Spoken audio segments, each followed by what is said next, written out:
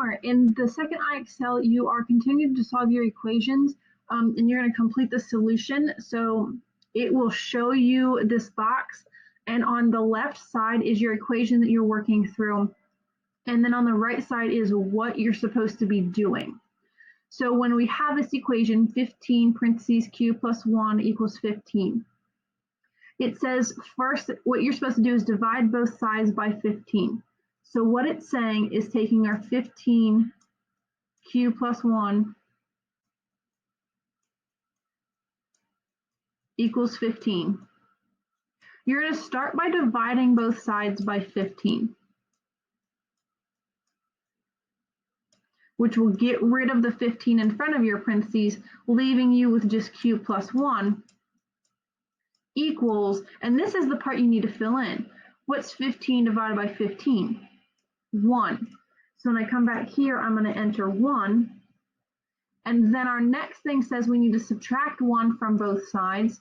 So I'm going to subtract 1 in this equation from both sides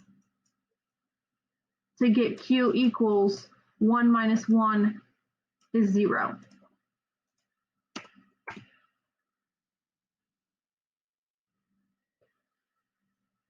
So same thing, we have our equation that says we need to subtract 4 from both sides. So this plus 4 is what it's talking about. Subtract 4 from here, which gets rid of it, which is why now there's only 4p. And then on this side, I need to subtract 4. So 16 minus 4 gives you 12.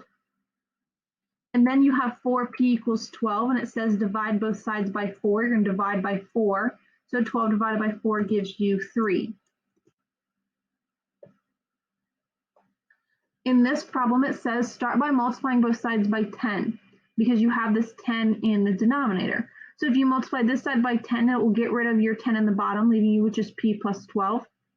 And then you multiply on the right side, you have 7 times it by 10, so 7 times 10 is 70. Then you have p plus 12 equals 70, and it tells you to subtract 12 from both sides. So you can do 70 minus 12, which will get you 58.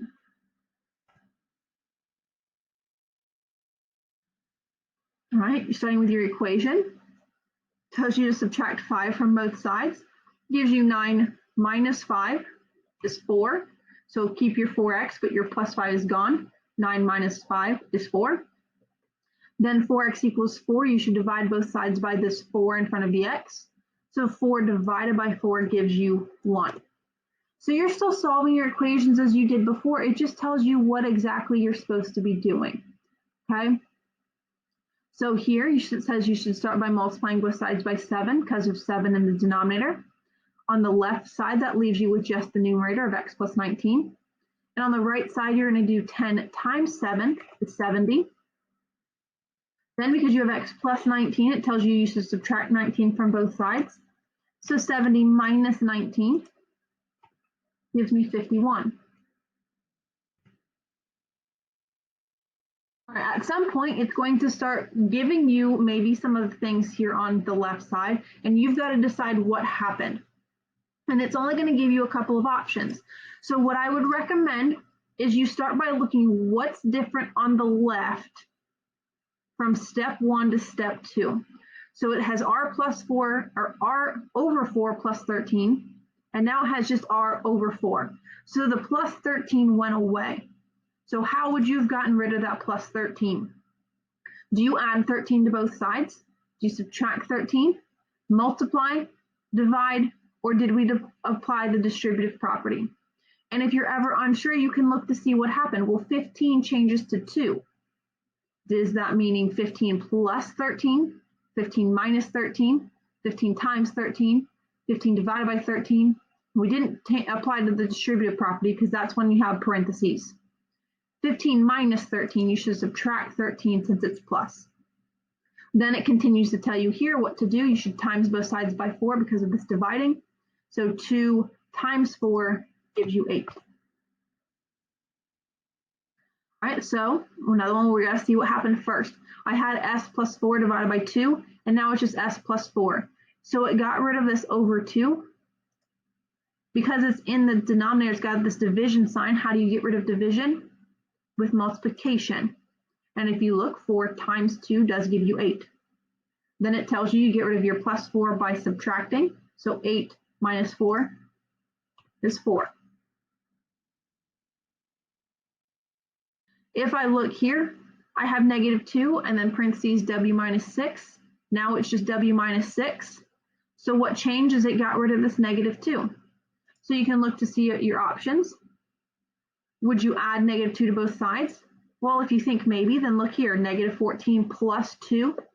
Does that give you 7? Negative 14 plus 2? No, is not 7. Did you subtract 2? Negative 14 minus 2 is not 7. Did you multiply both sides by negative 2? Negative 14 times negative 2 is not 7. Did you divide both sides by negative 2? Negative 14 divided by negative 2 is 7. So that is what happened. They divided both sides by negative 2. And then it tells you because you have minus 6, you should add 6 to both sides. So 7 plus 6 is 13.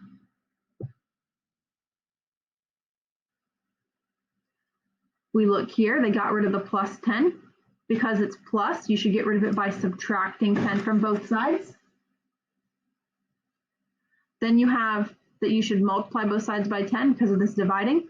So negative 9 times 10 is negative 90.